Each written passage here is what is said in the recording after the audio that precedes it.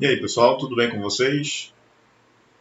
Sejam bem-vindos ao canal Kleber Vitor Interdisciplinar, vídeo novo todos os dias aqui para vocês. Deixe seus comentários, deixe o seu like que é muito importante, capricha o dedo aí no like, é importante demais para o nosso crescimento, para que você receba também todas as novidades e informações aqui do canal, ok? Este é o canal Kleber Vitor Interdisciplinar. Eu sou o professor Kleber Vitor Santos, professor de Biologia e de Educação Física, e temos aqui vídeos diariamente para todos vocês, ok? Deixe o seu comentário, que é muito importante para nós, deixe o seu like, comente, e vamos para o vídeo de hoje. O vídeo de hoje é o encerramento da parte do tecido epitelial. Falamos sobre epitélio de revestimento, falamos sobre estudo da pele humana, e agora, encerrando essa parte da série tecido epitelial ou epitélios, vamos falar hoje sobre o epitélio glandular ou o estudo das glândulas. Então, Kleber, o que é o epitélio glandular? É o epitélio responsável por produzirem substâncias chamadas de secreções, que são utilizadas em outras partes do corpo. Essas secreções podem ser mucosas, quando são espessas e ricas em muco, exemplo, glândulas salivares. Serosas, quando elas são fluidas, aquosas, claras e ricas e têm proteínas, como, por exemplo, as glândulas secretoras do pâncreas. Podem também ser mistas, quando ocorrem secreções mucosas e serosas juntas, exemplo, glândulas salivares parótidas. As glândulas podem ser unicelulares, como, por exemplo, a célula caliciforme no epitélio da traqueia. É chamada assim porque ela tem a forma de um cálice. É chamada de unicelular porque é formada por uma única célula. Ou as multicelulares, que são formadas por várias células e correspondem à maioria das glândulas. Tipos de glândulas multicelulares, nós temos três. A primeira se chama glândula exócrina, que apresenta uma porção secretora associada a ductos que lançam suas secreções para fora do corpo, como as glândulas sudoríparas, lacrimais, mamárias e sebáceas, ou para o interior de cavidades do corpo, como acontece com as glândulas salivares.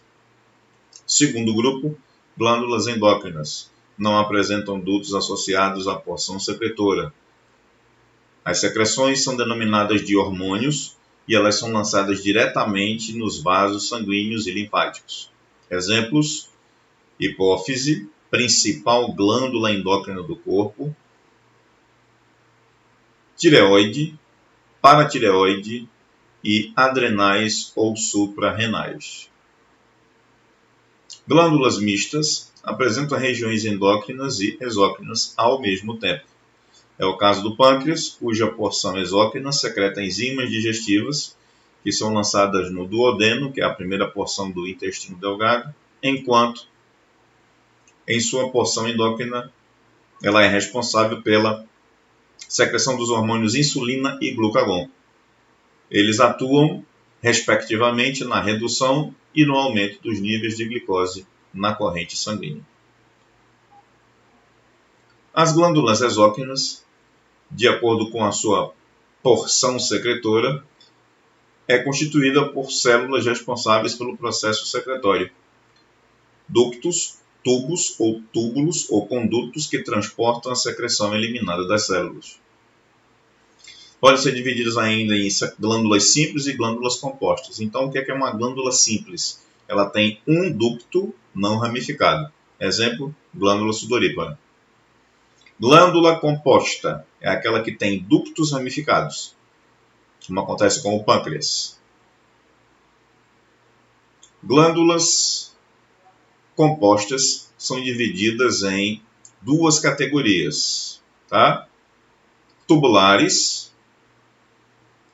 apresenta porção secretora em formato de um tubo. Tubulares enoveladas, aquela que é toda enrolada em si mesma, e uma variação da tubular enovelada, que é chamada de tubular ramificada ou acinosa, cuja sua porção secretora é esférica ou arredondada nas extremidades. As glândulas compostas, elas podem ser e ter formato tubulares, acinosas e túbulo-acinosas. Ok? Aí nós temos aqui as representações das glândulas simples e das glândulas compostas. O que é uma glândula simples? Repetindo, ela só tem um ponto por onde esse canal, por onde esse conduto, ele vai conduzir as suas secreções. Então, tubular simples, forma de um tubo único. Tubulosa simples ramificada, ela conduz suas secreções de modo simples, só que esse modo simples ele apresenta no seu próprio eixo subdivisões. Simples enovelada, ela dá uma volta no seu próprio eixo, e túbulo alveolar ou tubuloacinose é aquela que começa tubular, mas nas suas extremidades são arredondadas ou esféricas. Nas glândulas compostas você tem o que nós chamamos de vários condutos que vão se aprofundando para dentro dos órgãos. Então você tem a tubulosa composta, observe a quantidade de ramificações e de eixos que ela apresenta. A acinosa, que é arredondada ou esférica, e a túbulo-acinosa, que tem uma porção significativa tubular, só que somente nas extremidades finais, distais, são arredondadas ou esféricas. Aqui nós temos uma representação de algumas glândulas endócrinas do corpo. A principal delas se chama hipófise ou glândula pituitária, que fica, como vocês estão observando aqui, na representação, na base do cérebro.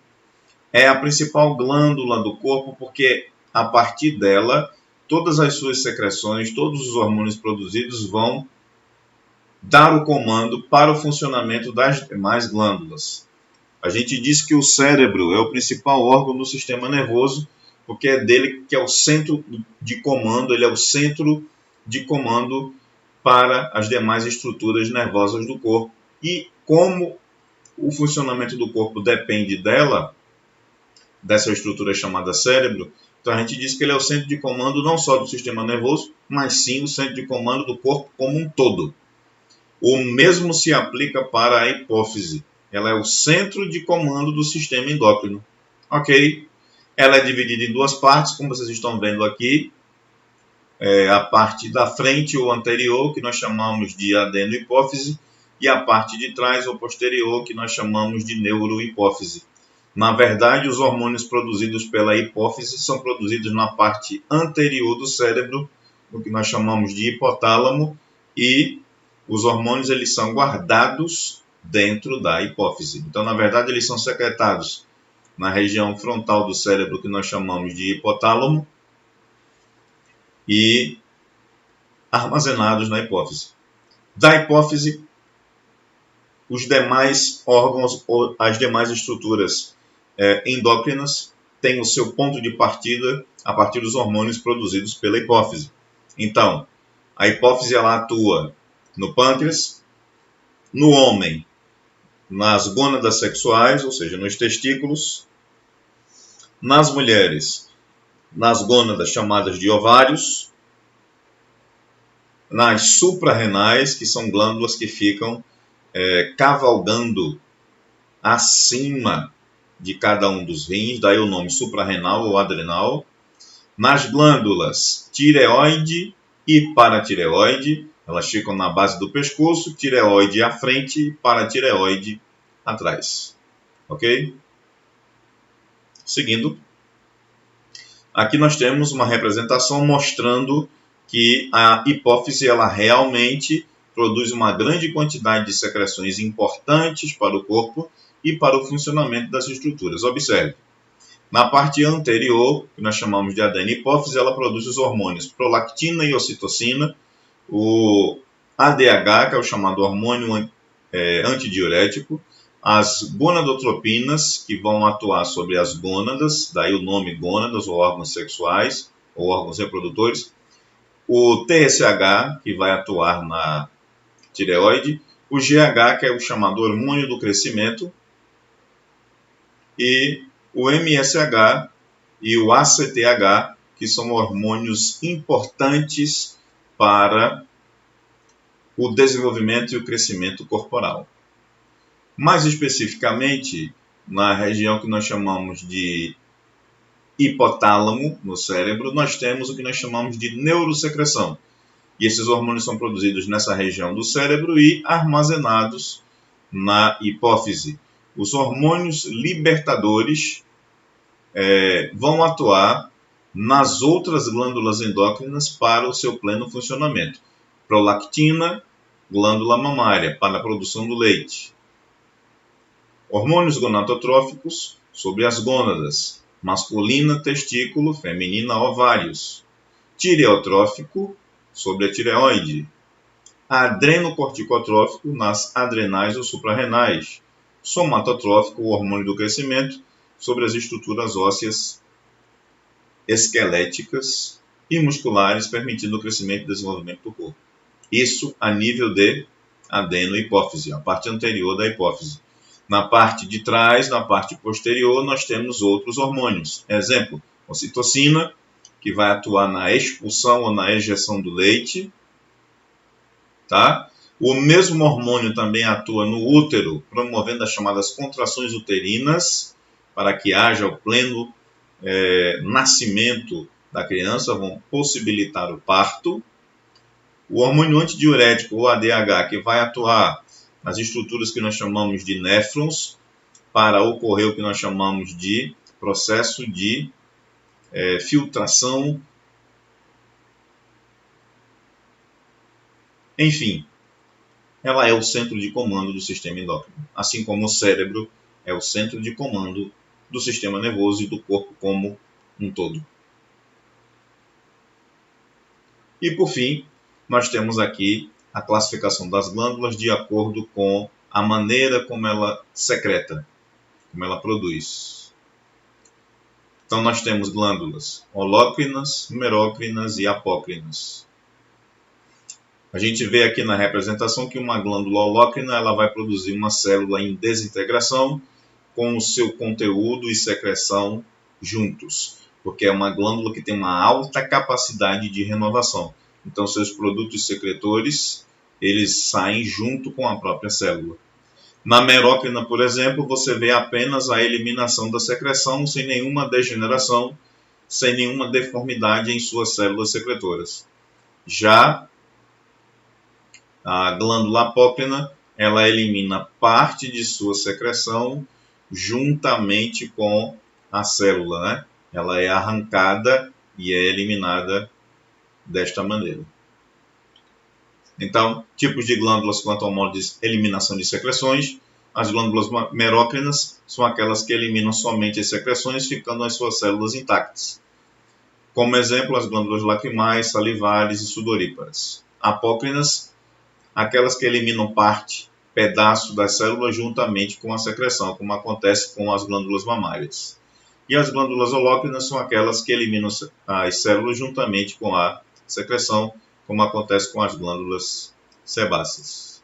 E aqui nós ficamos com o encerramento do chamado tecido epitelial, que é dividido em 3 áreas. Nós fizemos o estudo do epitélio de revestimento, suas características, suas divisões, suas células. Falamos depois sobre a pele humana, que é considerado o maior órgão do corpo humano. E encerramos aqui falando a respeito do tecido epitelial glandular ou das glândulas. Se você gostou desse conteúdo, deixe o seu like, compartilhe, deixe os seus comentários aqui, que são muito importantes para nós. E até o próximo vídeo. Tchau.